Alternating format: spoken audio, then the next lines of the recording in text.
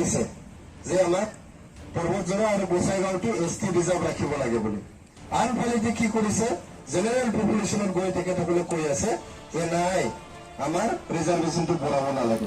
क'क्राझार जिल्ला पर्बतजरा महकुमानि सिङाव थानाय काजिगाव एमबी स्कुलनि गुवार गेलेग्रा फोथाराव नोगोरारि सुबुंफ्रा सावरायमेल खुंदों।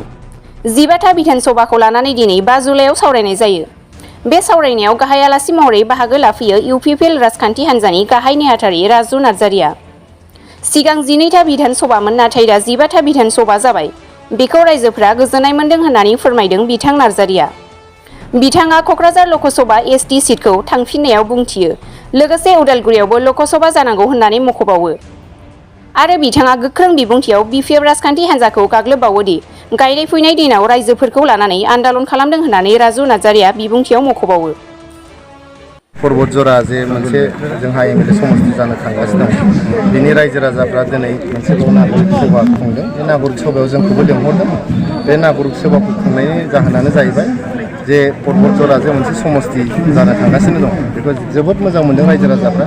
बेखौहाय बिथांमोना वेलकाम खालामदों आरो बिथांमोना जोंनि बिटिआर ओनसोलाव गासै 12थाल' एमएलए समष्टि दंमोन आगोलाव दा 15था जाबाय। बेखौ जोबोद गोजोननायजों बिथांमोना बरायदों आरो बिथांमोना इलेक्सन कमिसन अफ इन्डियाखौ गोजोननाय बावदों। दा बाथ्राया जाहैबाय जोंनि बिटिआर ओनसोलाव मोननै लकसभा समष्टि जों डिमान्ड होदोंमोन। मोनसे क'क्राझार गुबुन मोनसे जाबाय उदालगुरि। दा क'क्राझारा जाबाय एसटि रिजार्भबो जाबाय बेनि थाखाय जों जोबोद गोजोनदों। दा उदालगुरि मोनसे समष्टि जोंहा जानांगौ बिटिआरनि सिंनि एमएलए समष्टिफोरखौनो लानानै जोंना उदालगुरि समष्टिया जानांगौ बेनिनो रायजोफ्रा दाबि दैखांदों। जोंनि इउपिपिएल हानजाया 27 मार्च 2023 मायथाइयाव जेब्लानाखि रेडिसन ब्लु हटेल गुवाहाटीयावहाय जों इलेक्सन कमिसन अफ इन्डियाखौ हियारिंनि समाव लोगो हमदोंमोन अब्ला जोंनि सेथि दाबियानो जादों जे जोंनि बिटिआर ओनसोलाव मोननै लकसभा समष्टि जानांगौ मोनसे क'क्राझार मोनसे उदालगुरि। दा क'क्राझारा जाखांबाय नालाय उदालगुरिया जेरैखिजाया जानांगौ जों बेखौ दाबि दैखांदों। जोङो बेखौ लिरनानै इलेक्सन कमिसन अफ इन्डियानो होगोन आरो जों दिल्लीयाव थांनानै लोगो हमहैगोन बिथांमोनखौ आरो उदालगुरि मोनसे समष्टि जाथारनांगौ होननानै जोङो दाबि दैखांदों। जौ लोंनानै बिथाङा मेम'रेन्डाम होदोंमोन जे पर्बतजरा आरो गसाइगाव समष्टियाबो रिजार्भ जानांगौ होननानै। जौ जेब्लानाखि फेगाबाय होमबा बिथांमोना बे मेम'रेन्डामखौ बोखारनानै लाफिनबाय। नङाबालाय मोनसे रेसपन्सिबल पलिटिकेल पार्टिया मोनसे एथ' दायित्व गोनां मोनसे राजनितिक हान्जाया साना हौवा मेम'रेन्डामखौ लिरनानै माबोरै होखो? बेबो इलेक्सन कमिसन अफ इन्डियानो। बे गथ'साफोरनि खेला गेलेनाय नङा। बेथ' ओरैनो नोंजों आंजों खेला गेलेनाय नङा जंखायलायनाय नङा।